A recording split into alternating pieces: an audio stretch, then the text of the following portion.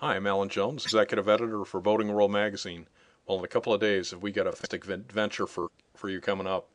We're going to be going from near Destin in the Panhandle of Florida to Key West nonstop in a 25-foot Cape Horn center console powered by a single Yamaha F300 four-stroke. And let's show the exact route here. I'm on marinetraffic.com, one of my favorite websites. And to show a route, we have to actually click on a ship. So we'll start off in Key West first. Don't need the actual ship. Drop a waypoint down there in Key West. And go up here to near Destin, right next to Fort Walton Beach. Put another waypoint there. Our actual point of origin is going to be in Niceville, which is a few miles inland. Sounds like a really pleasant sort of place, doesn't it? And we see that we have 446 nautical miles. Let's see what that would be in statute miles here. Looks like about 513 miles to me. Let's take a look at the boat that we're going to be taking across. This is the Cape Horn 24 XS. And one of the features of this boat, it's got a pretty deep dead rise, 24 degrees, so that means it's a good offshore slicer. This is the Yamaha V6 motor that I was talking about. It's the latest generation Yamaha, and what an incredible engine. Lots of power out of the hull. It's got all the performance of a two-stroke, and the lightweight, it's less than 600 pounds, but the reliability and quietude of a four-stroke. Fantastic little engine. Hopefully it'll be reliable. Boys, you really don't have to worry about washing the boat. We're going to be splashing it with salt water, so don't even worry about it. This is going to be sort of a technological showcase. Phil Foss, the owner of Destin Sunrise Marine, who's going to be coming along with me with John Rigsby from Yamaha.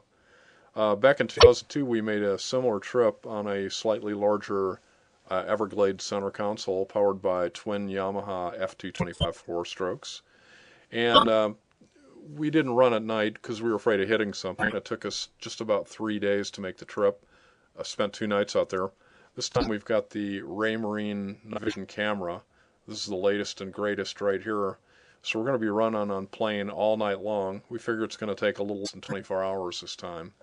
And we've got the full Raymarine suite of electronics. We've got the digital radar, and we've also got a really nice E120 display here.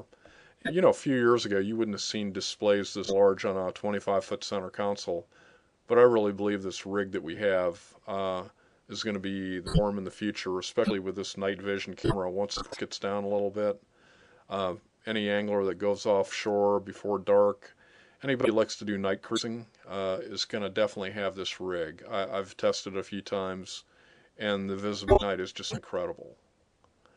The forecast looks pretty good. Now they're forecasting 1 to 2 foot seas. Of course, in 2002 they also forecast that, and we got in 5 and 6 footers right around here, right before we got to Key West.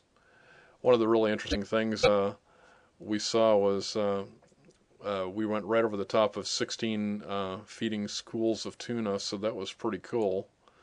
Now, one of the interesting features of this trip, we're going to be carrying along a spot personal locator beacon that has a tracking function.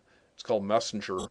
And if you go on Adventure.avi, you'll see our trip for Boating World Magazine run across the Gulf, and you'll be actually be able to track our progress here. So we're going to leave Monday, March 28th.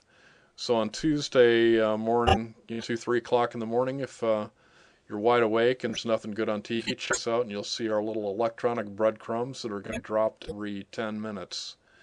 Now, if you see our boat stop, that means one of two things. Either we've got tuna that I talked about, or we broke it down and Cito's going to have to pick us up. So you'll be able to check it out and see what we're going to be doing here. For more information on this trip, go to boatingworld.com. Got a little site going on here. We'll be updating it as we go along in case there's a weather delay. Right now it looks pretty good. So come Monday or Tuesday, we'll see you out on the Gulf of Mexico. I'm Alan Jones from Boating World Magazine.